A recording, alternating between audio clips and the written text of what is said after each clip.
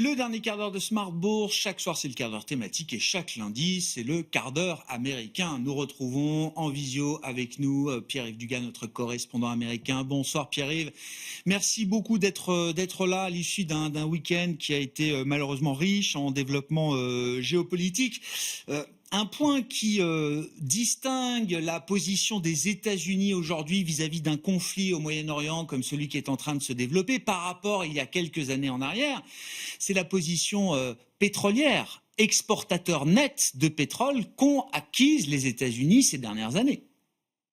Écoutez Grégoire, je crois que s'il y a un roi du pétrole aujourd'hui, c'est Donald Trump. La marge de manœuvre que lui donne la position nette exportatrice de pétrole des États-Unis, premier producteur de pétrole mondial, à un rythme de pratiquement 21 millions de barils par jour. Cette marge de manœuvre lui permet de faire des choses qui, il y a encore un an ou même 6 mois, auraient purifié tout le monde, bombardé l'Iran par exemple, participer activement à une guerre menée par Israël sur l'Iran. Les scénarios qu'on nous donnait il y a quelques mois sur l'évolution des cours du pétrole dans ce cas de figure nous donnaient le pétrole à 120, 130, 150 dollars. À l'heure où je vous parle, le Light Sweet Crude, le WTI, perd 1%. On n'est même plus à 74 dollars. Tous ces grands experts que j'ai écoutés tout le week-end qui nous ont dit le pétrole va flamber lundi matin doivent retourner à leurs règles à calculer. Il se passe deux choses. Non seulement les États-Unis sont de très loin le premier producteur mondial de pétrole, 2 fois plus que l'Arabie Saoudite, 2 fois plus que la Russie. Mais le pétrole de schiste leur permet, avec cette technologie, d'accroître leur production plus rapidement en fonction de l'évolution des cours. Donc même en cas de scénario de blocage complet pendant quelques semaines, quelques mois du détroit d'Ormuz, le pic des cours de pétrole, nous dit-on, probablement ne sera pas aussi violent que ce que l'on aurait pu observer en situation normale. L'autre raison pour laquelle les cours du pétrole, pour le moment, n'ont pas flambé, bien sûr, c'est que les approvisionnements ne sont pas perturbés de manière significative. Bien évidemment, si quelque chose se passe dans le détroit d'Ormuz, on nous promet une riposte forte de l'Iran au cours des prochaines heures, les choses pourraient changer, mais a priori pas pour très longtemps. En 1977, quand commence à chanceler le régime du Shah d'Iran, les États-Unis importent 14 barils par habitant. Aujourd'hui, les États-Unis exportent 2 barils et demi par habitant. Le rapport de force a changé et ça change la balance commerciale, ça change les prix, ça change aussi la marge de manœuvre diplomatique des États-Unis au Moyen-Orient. Bien évidemment, Donald Trump commettrait une erreur s'il oubliait que le prix du pétrole est un prix mondial et que ce n'est pas parce que les États-Unis sont relativement autosuffisants que si jamais il y avait un énorme choc pétrolier, l'économie américaine s'en sortirait sans aucune égratignure. Pour autant, la donne a changé, le rapport de force a changé. Et le prix du pétrole lui-même, si l'on tient compte de l'inflation, aujourd'hui, il est à son niveau du mois de janvier. Et si l'on tient compte de l'inflation, il est au niveau du milieu des années 80.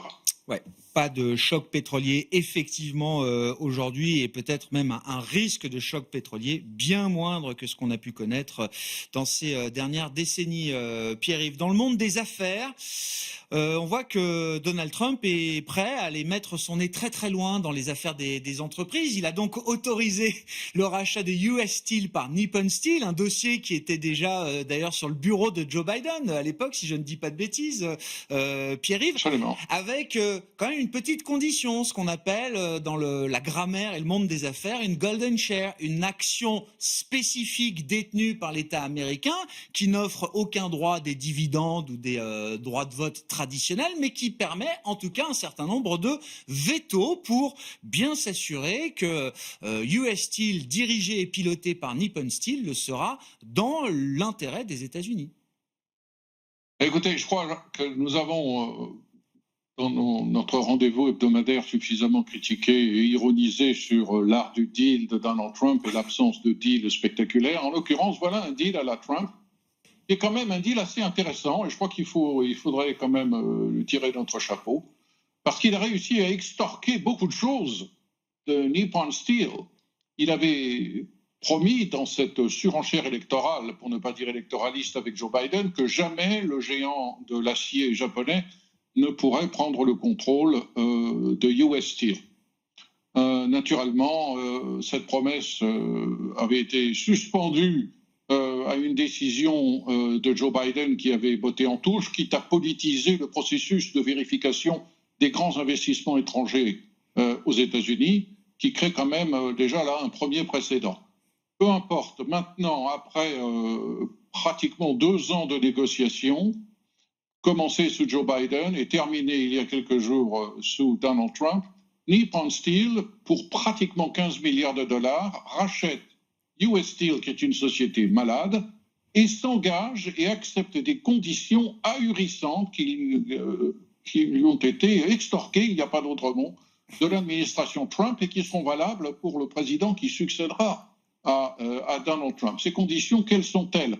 Donc ce Golden Share, qui lui donne le droit de nommer un membre du conseil d'administration, mais d'exiger que la majorité des membres du conseil d'administration soient des Américains, que les principaux dirigeants de l'entreprise soient des Américains, que la Maison-Blanche, quel que soit le président, ait un droit de veto sur les délocalisations d'entreprises, puisse exiger usine par usine, site par site, que certains niveaux de l'emploi et de production soient maintenus, alors ça j'ai trouvé extraordinaire, que Nippon Steel s'est engagé à ne pas prendre position dans des sanctions commerciales que les États-Unis pourraient imposer au pétrole importé. C'est extraordinaire.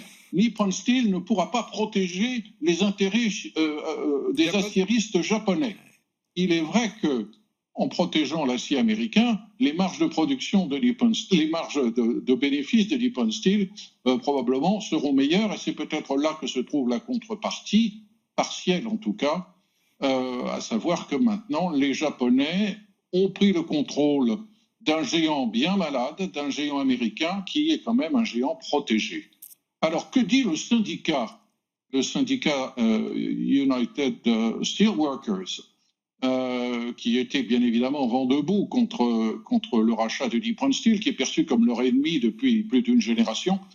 Eh bien écoutez, oui, c'est intéressant, ces conditions sont intéressantes, mais ce qui nous intéresse, nous, c'est comment sera renégocié notre contrat de travail qui arrive à expiration en septembre 2026. On va traiter avec des Américains et les choses ont intérêt à bien se passer, sinon, bien, comme d'habitude, on fera la grève. Ouais. Bon. Mais ça reste une affaire intéressante pour Nippon Steel quand même, Pierre-Yves. Oui, certainement. Alors, je ne suis pas un spécialiste de l'acier, mais les catégories d'acier qui sont produites par US Steel sont assez complémentaires de celles que produisent Nippon Steel. Et c'est une des raisons pour lesquelles le géant japonais, qui bénéficie d'une technologie qui a été développée au Japon et qu'ils vont appliquer aux États-Unis, pense dégager de fortes marges. Cette promesse de transfert de technologie et d'investissement massif pour créer jusqu'à 100 000 emplois dans l'acier au cours des 3 prochaines années, 14 milliards d'investissements supplémentaires en 3 ans, c'est beaucoup d'argent qui peut certainement faire du bien à l'acier américain, même si cet acier américain indirectement reste de loin contrôlé par des intérêts nippons. Bon. Ne reste plus à Donald Trump que de signer un accord commercial désormais avec le Japon. Je rappelle que pour l'instant, très peu d'accords ont été signés, un seul en l'occurrence avec le Royaume-Uni, qui n'a pas encore été pleinement d'ailleurs mis en œuvre. Le Japon et l'Europe sont toujours sur liste d'attente de ce point de vue-là. Merci beaucoup Pierre-Yves. Pierre-Yves Dugas avec nous chaque lundi dans ce quart d'heure américain. Vous nous suivez en direct à 17h chaque jour sur Bismart Fortune. Vous nous retrouvez également bien sûr en replay sur bismart.fr ou encore en podcast sur l'ensemble de vos plateformes préférées.